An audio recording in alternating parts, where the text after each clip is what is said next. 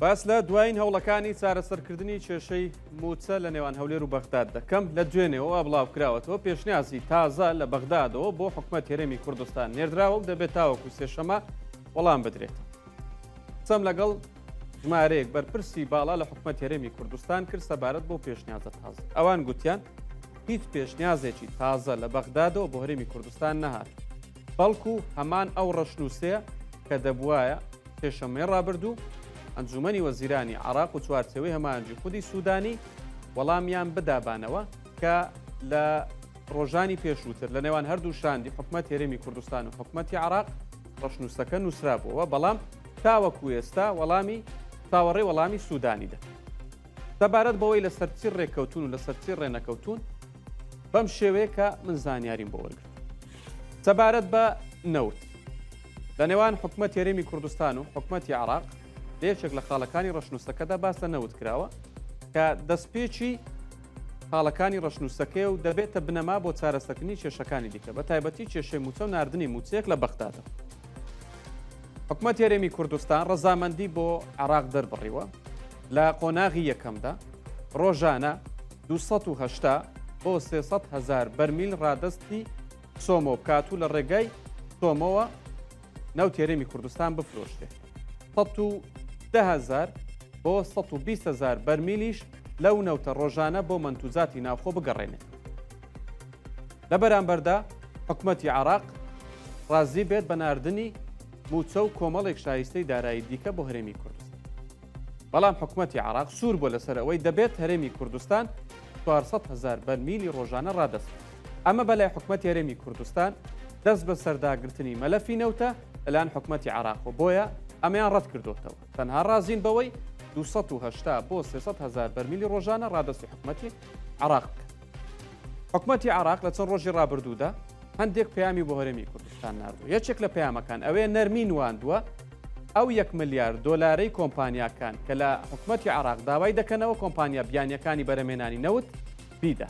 حکومەتی عراق ڕازی بووە ئەو 1 ملیار دۆلارە بداتەوە بە کۆمپانیا، بەڵام لەسەر یەک شت ڕازی نەبووە، ئەویش لەسەر ئەوە ڕازی نەبووە ئەو نەوتی هەرێمی کوردستان بۆ منتوجاتی ناوخۆ دەیگەڕێنێتەوە ڕۆژانە ڕازینە 16 دۆلاری کۆمپانیاکان بۆ بەرهەمێنانی هەر بەرمیلێک نەوت بیدا کە لە زیاسەی بودجە داهاتوە. دەڵێت ئەو نەوتەی بۆ منتوجاتی ناوخۆ دەگەڕێنرێتەوە دەبێت حکومەت هێرێمی کوردستان خەرجەکەی بدات کە 16 دۆلارە بۆ هەر بەرمیلێک، هێشتا لەسەرەوە ڕێنەکەوت.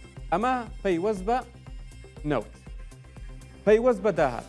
هەرێمی کوردستان ڕەزامەندی دەربڕیوە مانگانە 95 ملیاری نانەوتی بخاتە سەر گەنجینەی فیدراڵی حکومەتی عراق. بەمەرجێک حکومەتی عراق موچەی گرێبەستەکانی هەرێمی کوردستان بدات.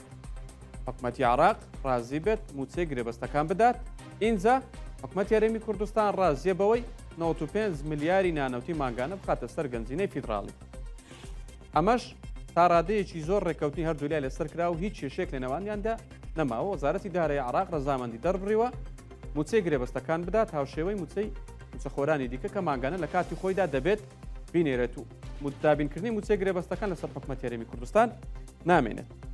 کێشەیەکی دیکە هەیە کە ئەویش تەڵتینە. حکومەت هێرێمی کوردستان هەرزوو گوتوویەتی لە کۆبنەوەکانیشدا گوتوویەتی کە ئەمە زۆر زوو یەکلاکرایەوە بڕاوەتەوە لە نێوان شاندی هەردوولا، ئەویش تایبەتە بە تەڵتین. حکومەت هێرێمی کوردستان داوای کردووە هەژماری من کە بە بانچیکردنی موچەی موچەخۆرانی هەرێمی کوردستانە بە تەڵتین لەلایەن وەزارەتی دارایی عراق و حکومەتی عراق هەژمار بکرێت. حکومەتی عراق وەزارەتی داراییش لاریان نەبووە لەسەرەوە، گوتویان هەر کاتێک ڕەشنووسەکە لایەن چوارچەوەی هەمانجی و ئەنجومەنی وەزیرانی عراق دەنجی لەسەردرا، ئێمەش ڕەزامەندین و دەنجی لەسەر دەدەین و تەڵتی هەژماری من ببێتە تەڵتین و بە تەڵتین حساوی بۆ بکرێت و هەژماری من لە لایەن وەزارەتی دارایی عراق و حکومەتی عراقیشەوە دانی پێدا بن. ئەو بەرپرسانی حکومەت هێرێمی کوردستان کە من قسەم لەگەڵکردن گوتیان ئومێدێکی زۆر هەیە سەرۆک وەزیران ئەم قەیرانە تێدەپەڕێن کێشەی موچە چارەسەر دەکەن، بەڵام هیوادارن هیچ لایەنێک هیچ کەسێک خۆی نەکاتە خاوەنی ئەو دەستکەوتی چارەسەرکردنی کێشەی موچەی کوردستان.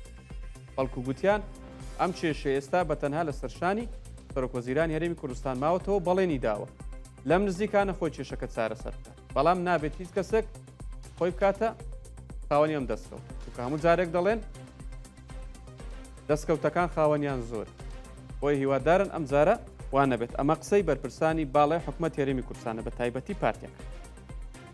اینجا هەندێک لەو بەرپرسانی ئێمە زانیاریمان لێیان وەرگرت گوتیان ئێمە دەزانین ئەو دڕۆنانەی لە چەند شەوی ڕابردوودا نێردراون بۆ سەر هەرێمی کوردستان بە تایبەتی لە سلێمانی و لە هەولێر تا ڕادەیەکیش لە کەرکووک شاری گروپەکانی نزیک لە سوودانین بۆ ئەوەی هەرێمی کوردستان ڕازی بکەن بەڕێکەوتن بەو خاڵانە و بۆ مەرزانی کە خۆیان دەیانەوێت بۆیە ئەوان لە ئامانجی درۆنەکان تێگەیشتون تاوەکو ئێستا بۆیە هیچ وەڵامێکی توندیان نەداوەتەوە تەنها هەوڵیان داوە لە ڕێگەی وەزارەتی ناوخۆ داوا لە حکوومەتی عراق بکەن کە هێرشە درۆنیەکان ڕابگیرێن بە داواکردن لە میلیشیاکان چکەوان دەزان لە کوێوە دێن بە دیاریکراویش ناوی حەشی شعبیان هێناوە چکە دەزان میلیشیاکان لەوانەوە نزیکن بە داواشیان کردووە لایەنە ئەنجامدەرەکان بۆ ڕایگەشتی ئاشکرا بکرێن چونکە درۆنەکان ناسراونەتەوە بۆیە تەنها وەزارەتی ناوخۆ وەکو لایەنی فەرمی پارێزگاریکردن لە ئاسایی هەرێمی کوردستان ڕاست پێدراوە